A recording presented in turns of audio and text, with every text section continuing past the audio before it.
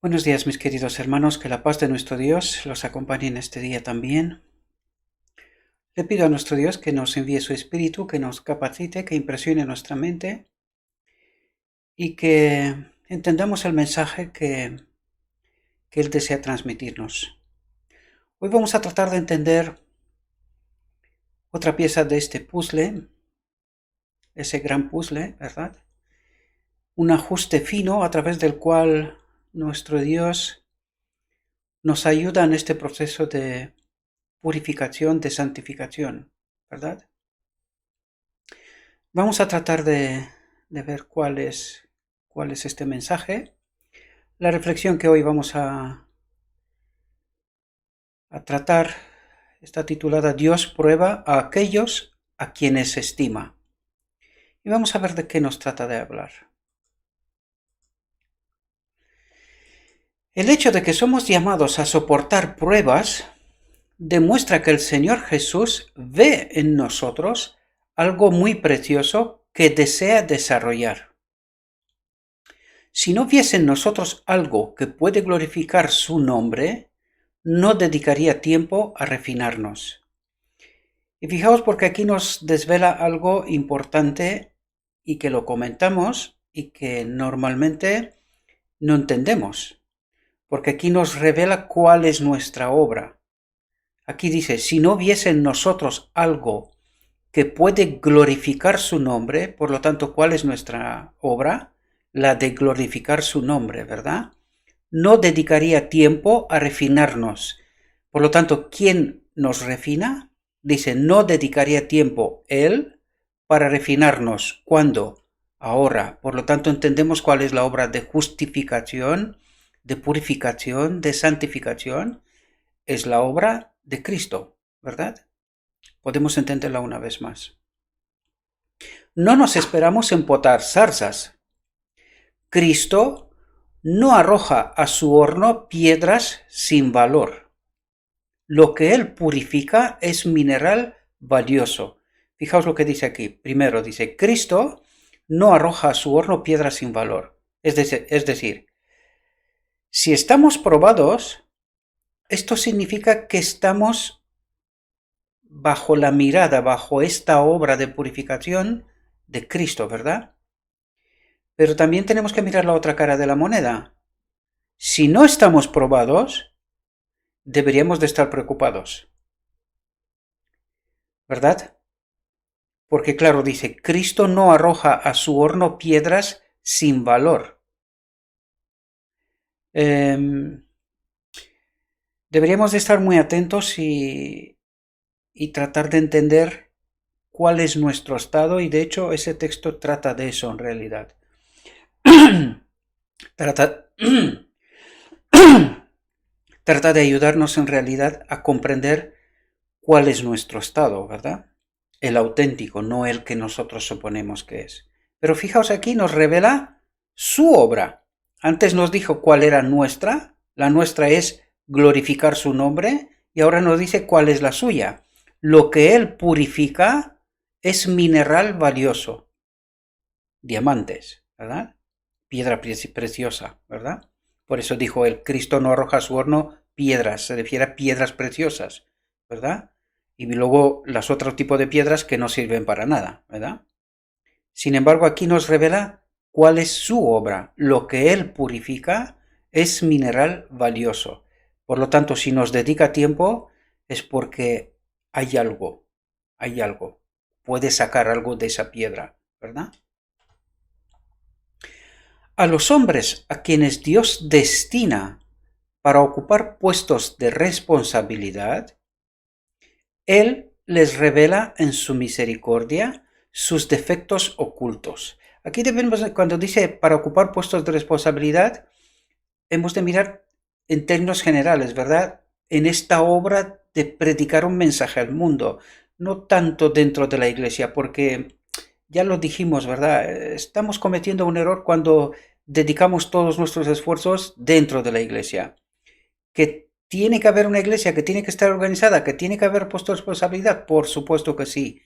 Pero debemos de darnos cuenta que todo esto tiene que ser centrado para afuera, para predicar el mensaje al mundo, ¿verdad? Por lo tanto, entendemos en ese contexto porque es mucho más correcto, ¿verdad?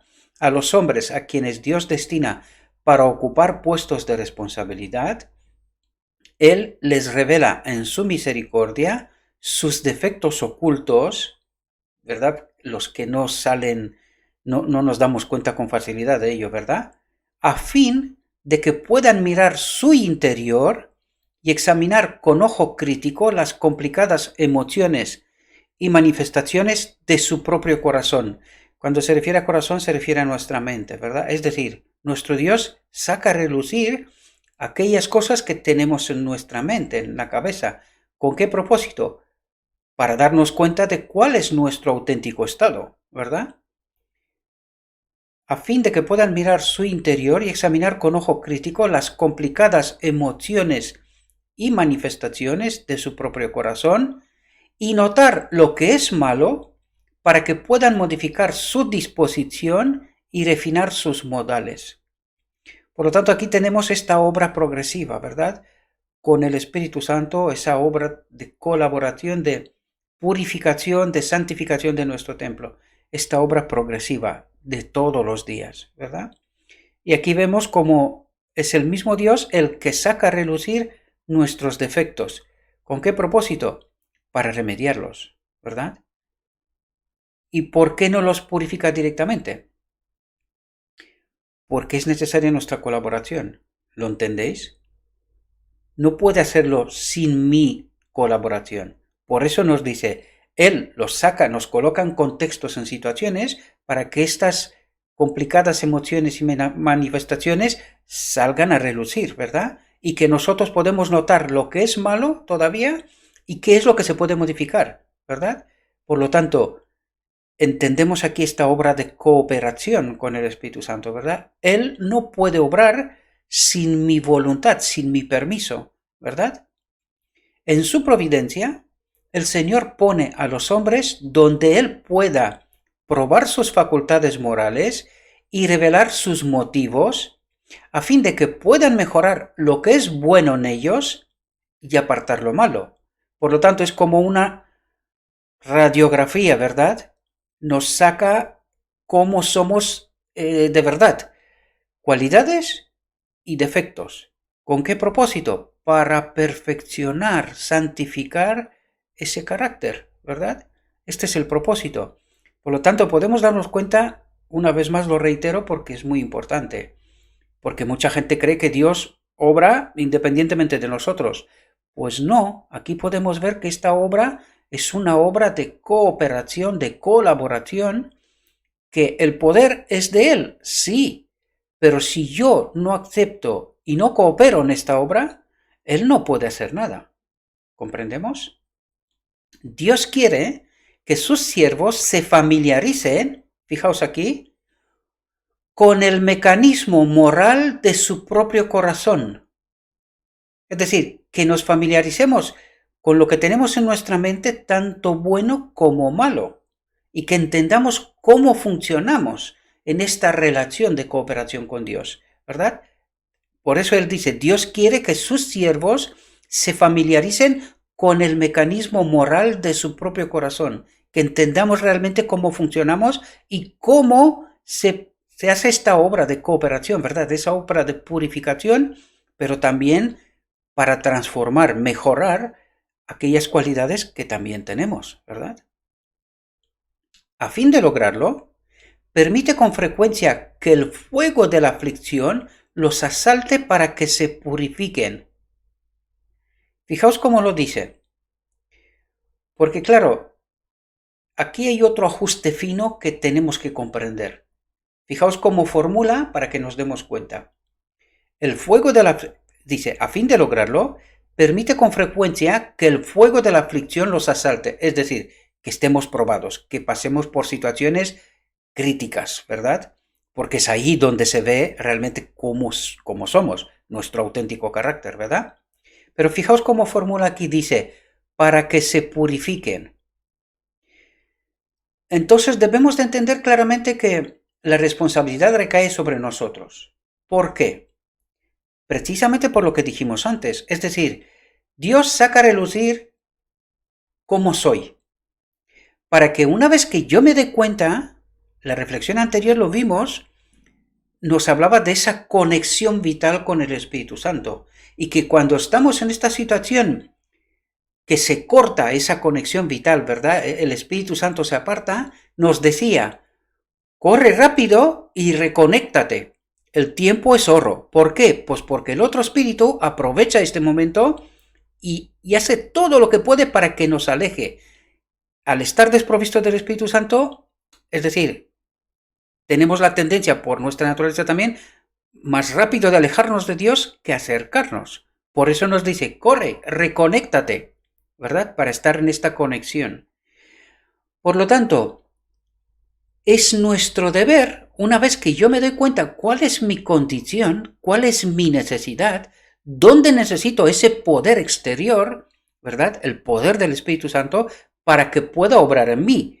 Es Él el que obra, pero soy yo el que la tiene que pedir. Tenemos que entender que Dios tiene que obrar en nosotros justicia, pero a la vez ser justo, ¿verdad? Tenemos que entender el conflicto que hay entre Dios y su enemigo. Entonces, claro, el enemigo ¿qué hace? Dice, ¿y por qué lo justificas a ese si total está haciendo mal, ¿verdad? Sin embargo, nuestro Dios tiene que ser justo, obrar justificación en nosotros, pero también tiene que ser justo.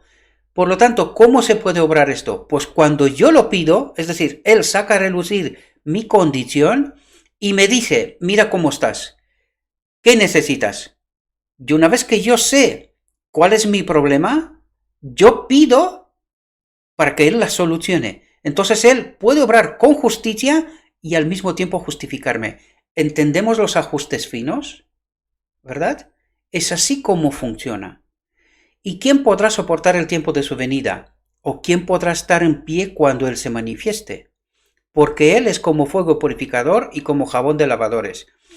Y aquí hemos tratado en reflexiones anteriores el texto de Malaquías 3:2-3, ¿verdad? Y se sentará para afinar y limpiar la plata, porque limpiará a los hijos de Levi, los afinará como a oro y como a plata, y traerán a Jehová ofrenda en justicia.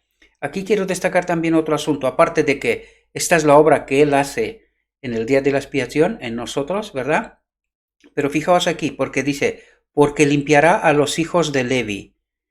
¿Quiénes son los levitas? Entendéis que no es una clase especial, sino que es todo su pueblo, todo aquel que es parte de esta obra. Por lo tanto, somos todos levitas.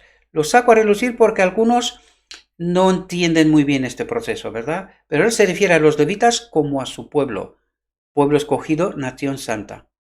¿Comprendemos? Y no una clase, porque esta clase ya se fue, ¿verdad? Cuando la ley ceremonial fue abolida en la cruz, pues la ley y su servicio se acabó. ¿Y quiénes son los levitas? Todos aquellos que están en esta obra, ¿verdad?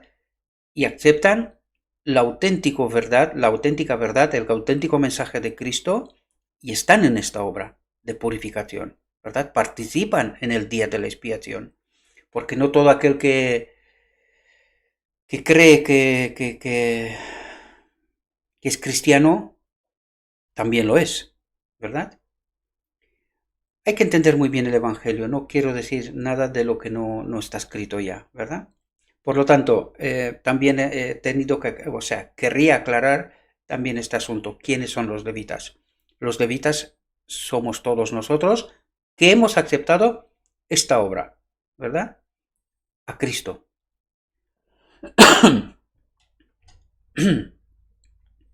Y aquí también viene precisamente, empieza con este texto que también lo quería comentar. Dios conduce a su pueblo paso a paso. Pero, ¿quién es su pueblo? ¿Verdad? Porque mucha gente cree que el estar en la iglesia es parte de su pueblo. Sí y no. ¿Todos los judíos fueron su pueblo? Mirad la historia, ¿verdad? Porque en el día de la expiación no todo el pueblo participaba. En el día de la expiación, todo aquel que durante el año se había preparado participaba el día de la expiación. Aquellos que no participaban, no se preparaban antes del día de la expiación, eran excluidos del pueblo, excluidos, echados fuera. perdían la nacionalidad, para que nos entendamos bien, ¿verdad? ¿Quién es pueblo de Dios? Aquel que se santifica, se purifica, está en este proceso, está en esta obra. Por lo tanto, no todo aquel que se llama judío lo es de verdad. ¿Entendemos? Quiero resaltar eso porque debemos de andar con mucho cuidado. Mucha gente está en la iglesia, pero esto no significa que todo el mundo estará salvo, sino que todo aquel que participa de verdad en el día de la expiación, ¿verdad? Fijaos, coloca a sus seguidores en diferentes situaciones a fin de que se manifieste lo que hay en el corazón. Es decir, este es parte de ese proceso de prueba para sacar a relucir cualidades y defectos, ¿verdad? Y fijaos lo que nos dice aquí. Algunos soportan ciertas pruebas, pero fracasan en otras. Y fijaos para que entendamos esta obra progresiva. A medida que se avanza en este proceso, el corazón es probado un poco más severamente. ¿Y esto qué significa? Esto significa que no todo el mundo pasa este proceso. Hay gente que en el camino abandonan, ¿verdad? No todo el mundo acepta que su corazón sea probado más severamente, ¿verdad? Por eso decíamos antes de que el cristiano, de que la gente que participa en la iglesia deberían de ser preparados como maestros y ser cristianos fuertes. Porque ¿qué es lo que nos está diciendo aquí? Que a medida que avanzamos, nuestro corazón es probado un poco más severamente. ¿Con qué fin? Pues para lograr esa purificación, esa santificación, ¿verdad? Es absolutamente necesario. Es como el fuego que tiene impurezas, hay que meterlo en el fuego para quitarle esas impurezas y el oro se quede puro, limpio, de la mayor calidad. ¿Comprendemos? Y esto hay que pasar por el fuego, por esas pruebas un poco más severas. Por lo tanto, debemos de tener cuidado con lo que decíamos en la reflexión anterior, murmuraciones y todas esas cosas, ¿verdad? Pues a veces Dios nos está probando y nosotros estamos murmurando. Y ya vimos qué pasa cuando estamos murmurando. Se rompe la conexión con el Espíritu, es decir, ese proceso de purificación se entrerrompe. Y corremos el riesgo de que no volvamos a reconectar con su Espíritu. Entendemos, otra vez lo resalto, estos ajustes finos, ¿verdad? Yo sé que a mucha gente eso no le gusta, pero Dios no nos pregunta. Dios nos dice, no hay otro camino, es este. ¿Quieres o no? Tenemos la libertad de escoger. ¿Queremos este camino de la purificación, de la santificación o no? No hay obligación. Por lo tanto, de nosotros depende. Nos guste o no, ¿verdad? Si los que profesan ser hijos de Dios encuentran que su corazón se opone a esta obra directa, deben convencerse de que tienen que hacer algo para vencer. Por eso lo puse en rojo, porque esto es punto caliente. Dice, deben convencerse, esto significa reflexión, pensar, qué es lo que me conviene y qué es lo que no me conviene, ¿verdad? Deben convencerse de que tienen que hacer algo para vencer. ¿Y qué es lo que tienen que hacer? Aceptar esta obra de purificación, aceptar ese corazón probado más severamente. No hay otro camino. Es lo que hay. Y es absolutamente necesario, porque si no, no llegaremos al final del día de la expiación para ser sellados como que esta obra ha tenido lugar en nuestra mente. Es absolutamente necesario. Por lo tanto, no hay un camino fácil. No hay un camino fácil. Es el mismo camino del Maestro. No hay otro. Todo aquel que piensa que el camino es fácil, que reflexione, ¿verdad? Si los que profesan ser hijos de Dios encuentran que su corazón se opone a esta obra directa, deben convencerse de que tienen que hacer algo para vencer, si no quieren ser vomitados de la boca del Señor. esta desconexión de su espíritu, ¿verdad? Tan pronto como... Y fijaos aquí, porque claro, Él nos la pone tan fácil como puede. Pero tenemos que entender esto. Fijaos aquí, tan pronto como reconocemos nuestra incapacidad para hacer la obra de Dios, ¿verdad? Y nos sometemos a Él para ser guiados por su sabiduría, es decir, aceptar que lo que Él está haciendo, aunque a veces requiere pasar por el fuego, por esas pruebas severas, ¿verdad? Tenemos que aceptar que este es el camino correcto, que lo que Él hace no hay otro, ¿verdad? Fijaos lo que dice, tan pronto como reconocemos nuestra incapacidad para hacer la obra de Dios y nos sometemos a Él para ser guiados por su sabiduría, el Señor puede trabajar con nosotros. ¿Entendemos el condicionante? Si estamos dispuestos a desterrar el egoísmo de nuestra alma, Él suplirá todas nuestras necesidades. Por lo tanto, nos lo pone tan fácil como es posible, ¿verdad? Pero hay que pasar por pruebas. O sea, tenemos que estar probados. Esto es absolutamente imprescindible. Y también voy a destacar aquella creencia que mucha gente tiene que solamente basta con creer y que somos salvos.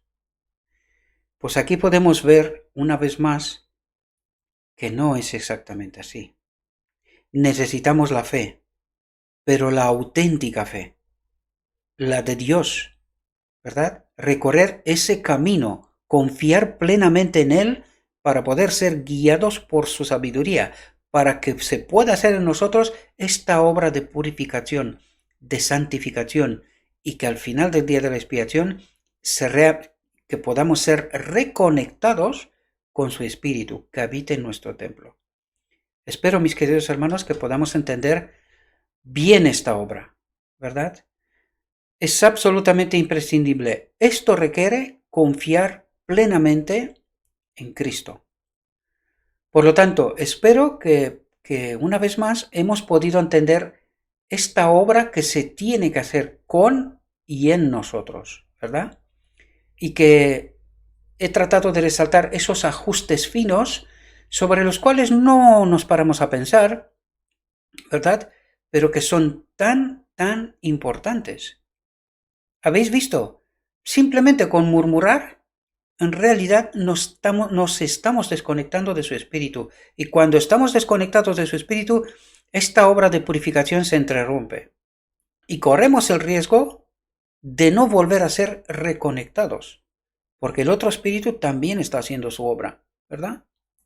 Bueno, os deseo, mis queridos hermanos, que, como siempre, tengáis vuestra propia reflexión sobre el texto, que tomáis vuestras decisiones. Le pido a nuestro Dios que envíe su Espíritu, que impresione nuestra mente, que nos ayude a comprender el auténtico mensaje, la auténtica obra, y que aceptemos que seamos probados, que seamos purificados, ¿verdad? Con el fin de poder estar con Él en su reino.